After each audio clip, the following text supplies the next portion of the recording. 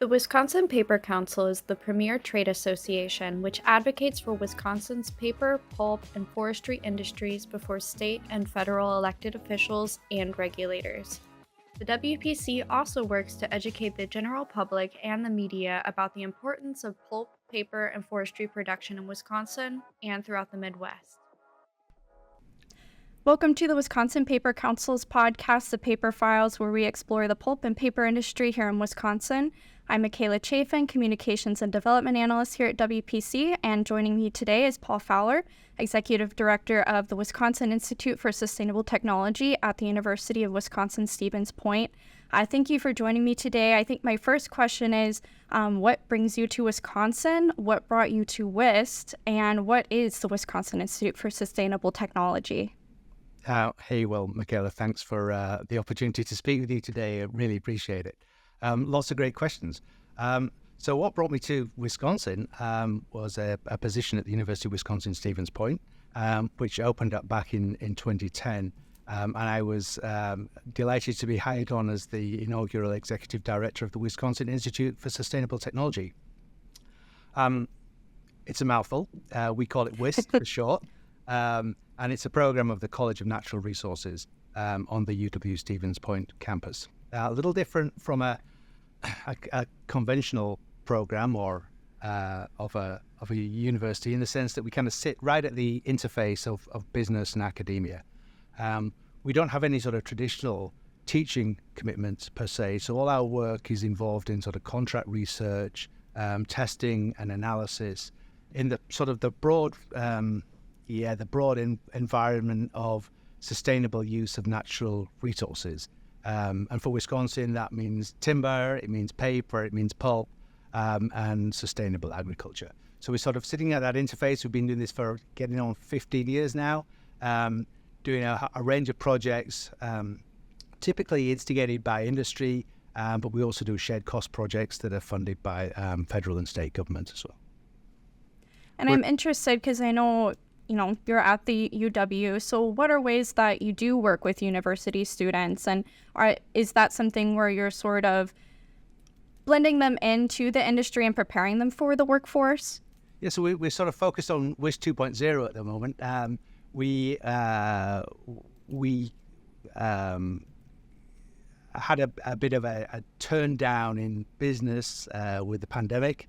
And we're sort of revamping our capabilities right now. So ways we work with students are to get them involved in real-world contract research.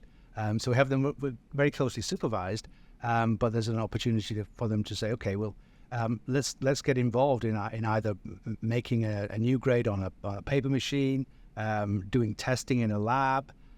Right now we have an intern who is helping us revamp our website. So it's not just conventional paper science, soil science, and so on, but we have, a really creative student who is looking at some imagery, going around our labs, seeing what state-of-the-art equipment is going to be really photogenic for revamping our website, and also taking pictures of some of the staff as well. So a lot of opportunity in terms of workforce, specifically around fiber and paper development, but beyond that, I mean that's just a really interesting opportunity, we think, for a student to sort of update or expand her portfolio of creative photography. That's great. And so you mentioned you work with industry, and more so with organic materials, I would say. Does it mainly the paper industry, forest products industry? Do you work with other industries as well? So it's mostly paper, converting, and forestry. We have a small piece of work underway right now, which is looking at sustainable and regenerative agriculture within the state of Wisconsin. That's a nationally funded federal grant, and the focus there for us is about everything that we've kind of done in the space of fiber use and fiber utilization. And particularly end of life of things like packaging materials, and having composting as an end of life management tool for packaging. Is there an opportunity to say, okay, we've got various fiber resources, packaging resources, that are great feedstocks for making compost. What is the opportunity to mainstream compost in industrial scale agriculture within Wisconsin? So we have this sort of broader view about the circular bioeconomy, and in respect to agriculture, which is world scale in Wisconsin, like the paper industry is world scale. We think there's a real opportunity to continue to do that world scale agricultural production in a manner that could be even more sustainable by returning useful resources back to the land instead of landfilling it, for example. I see. And so you've mentioned kind of like broad scale what you're doing. Could you work me through the process? Like if someone was a business who wanted to work with WIST on something, what's kind of the process that they go through to work with you on a project? Sure. I mean, so we enjoy having discussions about paper, just the technical discussions and understanding, first of all, at that sort of 20,000 foot level, what is the challenge that a business may be having. And so we just engage in a non-confidential discussion at first on something like this, a Zoom call or even face to face, for goodness sake, and understand what are the challenges there, and see whether those challenges are in the scope of what we can reasonably do. And we like to think that we're entrepreneurial, and so don't want to turn away folks unless we really do not have the skill set or the core competencies to be able to do that. So we'd have an initial conversation, and then typically, if we're going to take it further, we'd enter into a non-disclosure agreement, and then in parallel with that, we'd start to kind of articulate back that conversation in a written sort of proposal, and it's not something that's hundreds of pages long. We just try and capture the key issue, and provide some solutions or potential solutions that we would then trial in the lab. And a budget and a time frame that goes along with that. So just sort of set out what we think we've heard from a customer, a potential customer, in black and white, and then share that document and say, look, potential client, is this have we understood what your challenge is, and does this present a sort of a viable solution and a reasonable budget to move forward with? And so that's our sort of starting point, that informal discussion first of all, then formalize that in a proposal. And assuming that we've sort of set out the objectives that we're trying to address and the budget's right, we just ask for a purchase order from the company. We start the work as soon as we can schedule it. Great. And so do you have any specific examples that you're allowed to share with us? Well, I would just say that examples would range from maybe some very routine testing. I mean, it may be just burst or tear testing, fiber length analysis, something that's going to take no more than a half a day in the lab, through to projects that can run for multi-months and so on, where we may be looking at new technologies for pulping or digesting and that sort of thing. So we run the whole gamut. Other projects have been developing new grades on the paper machine. So for those of your audience that may not be aware, UW Stevens Point's Paper Science and Chemical Engineering program has a fully functioning 20-inch wide Foudrinier paper machine. So we put that primarily it's a teaching tool, but we put that to use when we can to help and assist the industry moving forward with new grades, new development. So I'm interested when you're approaching projects or research, since I'm not very science-brained, what are your inspirations for fiber innovations? How does one begin the process? Is it a lot of looking back at what other people have done? Is it a lot of just sort of playing around with things? How do you go about completing this? It's both. I mean, it's looking back to see what has been done, and also looking forward to see what may be on the horizon in terms of what, and we sort of focus really on, I guess ultimately consumer-facing brands, and around fiber-based packaging. That's where our sort of current focus is, consumer-facing brands, and we sort of have a watching brief on what their sustainability policies are, and see how we can make interventions that can help those brands succeed, and for them to succeed, right, they need a pipeline of innovative materials coming through their supply chain. And so we're looking back to see what has been done and recognize that things that may have been done in the past did not move forward into commercial reality because the context maybe 20 or 30 years ago was different from the context now. So with a greater emphasis on sustainability, on the circular bioeconomy, on diversion of materials and food waste from landfill, that context has changed. So work that may have been done in the past, as I say, that hasn't been brought to fruition, may have a second life, a second opportunity now with that changing sort of context in terms of global policy, changing consumer demands, and just different sort of sustainability focuses from those brands that paper manufacturers in Wisconsin and elsewhere ultimately support. So what do you see is on the horizon or might have a second chance at life? I mean, so I think the whole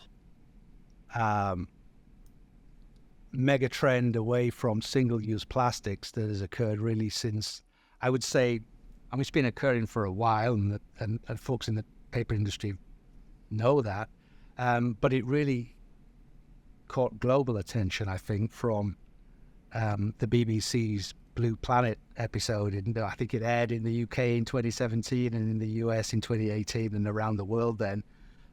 Just images of plastic straws and wildlife that should not be interacting or coming together. Right. Really forced a change in perception, and a lasting change that says how can we do something different? We live a convenience-focused lifestyle, and folks don't necessarily want to change their lifestyle, but they do want to change the way that they're impacting the environment. And so I would say that sort of substitution of plastic-based material for paper-based material, and we've seen it with straws, which are not necessarily the best example in terms of functionality, but I think that's a trend that's here to stay. And I think the opportunity and the challenge revolves around just continuing to advance and innovate and improve the performance of paper and paper-based substrates to increase and improve the functionality of those materials, to sort of achieve some of the performance characteristics of plastic around long shelf life for perishable goods, around moisture and water and gas barriers and so on, but in a format and using a material that is renewable, right? It has a lower environmental impact. So I think, looking forward, I think we're just at the tip of the iceberg in terms of where innovation can go. We're seeing a lot of innovation in food service ware. So that's kind of single-use items like plates and napkins and trays, clamshells, where the demands for maybe 30 minutes or a half a day are quite substantial, right? Grease resistance, moisture resistance, hot water resistance. The next sort of horizon or the next challenge, I think, is to be able to sort of incorporate those kind of performance attributes in paper products that are designed for the long term.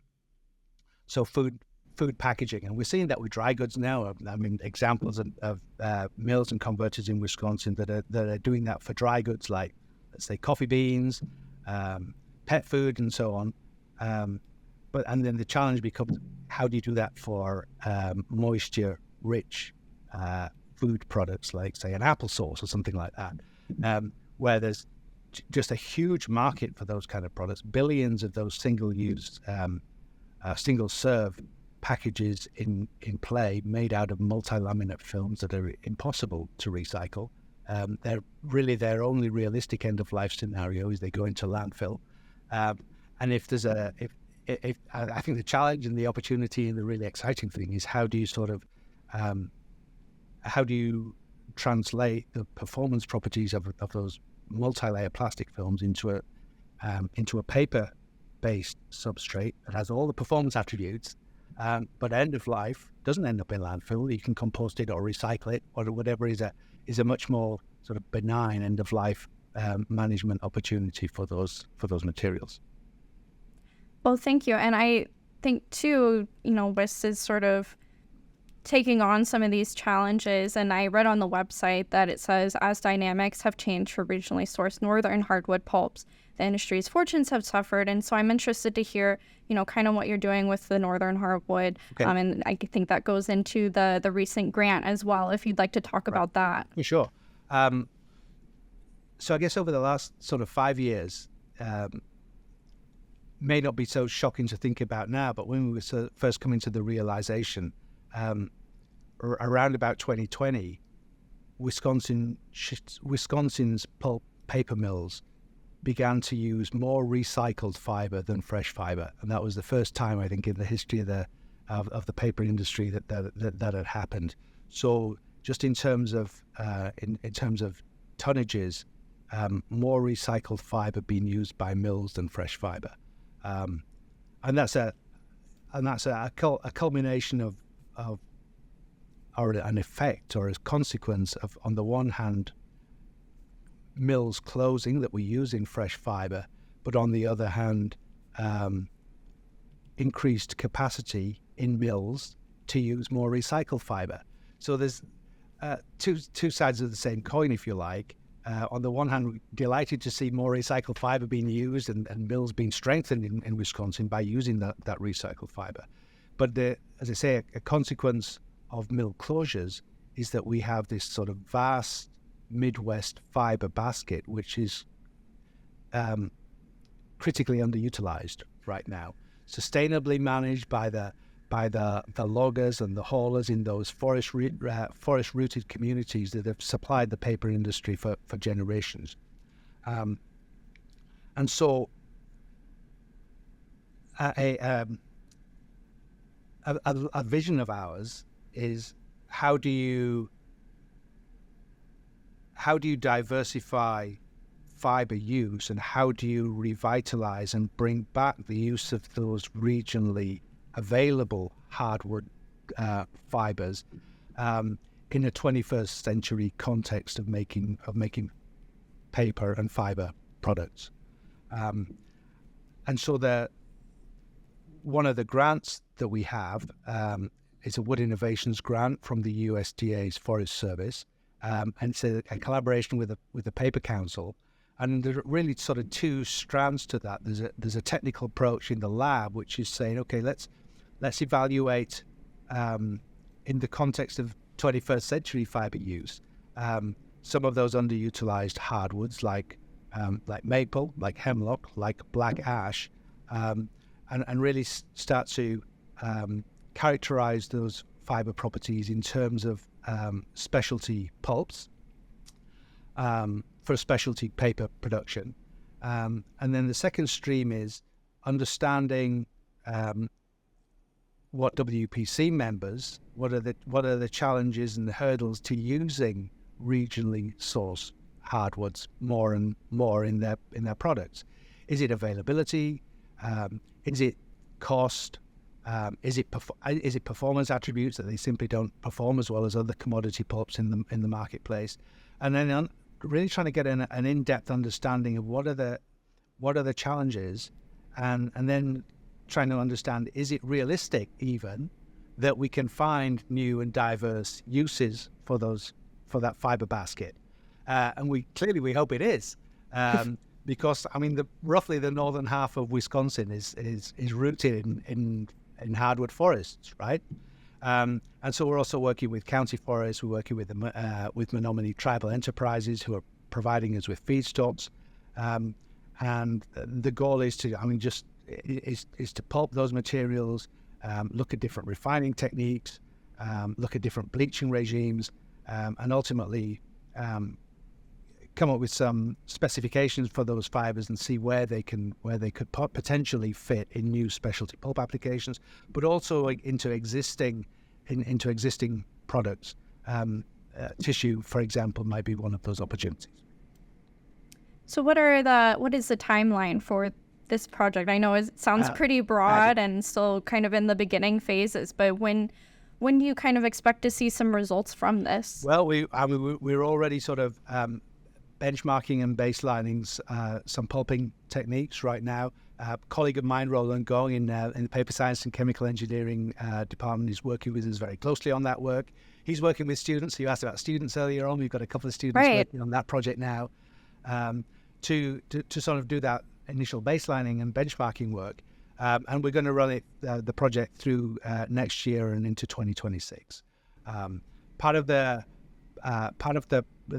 project is going to revolve around getting in some new equipment, new digesters to sort of supplement the ones that we have right now, and then paper analysis equipment at the back end as well, so that we can start to really quantify and objectively characterize the properties of the fibers that result. Well, thank you so much for telling me more about WIST today. How can people, businesses, students learn more about WIST? Does WIST work outside of Wisconsin? So, Wisconsin's my home, right? And WIST is right in the center of the state. And so we have a really sort of an intentional focus on Wisconsin. But we do have a national presence as well. And so when it comes to things like routine analysis, whether we're looking at repulpability or recyclability, compostability, then we work with customers across all the states. But as I say, we've got a real kind of focus with our grants on diversifying the underutilized resources of the northern hardwoods in the state. So in terms of getting hold of us, first point of call might be the website, www.uwsp.edu/WIST. Or they can email me, pfowler, all one word, at uwsp.edu. And I'd love to talk to anybody about fiber, about testing, about compostability, repulpability, whatever the challenges or opportunities might be. Great. Well, thank you for joining me today.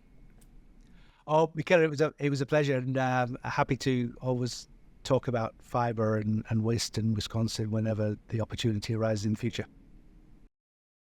Thank you for listening. For more information on the paper industry or the Wisconsin Paper Council, please visit www.wipaper.org. WPC members have access to special events, newsletters, committees, and more.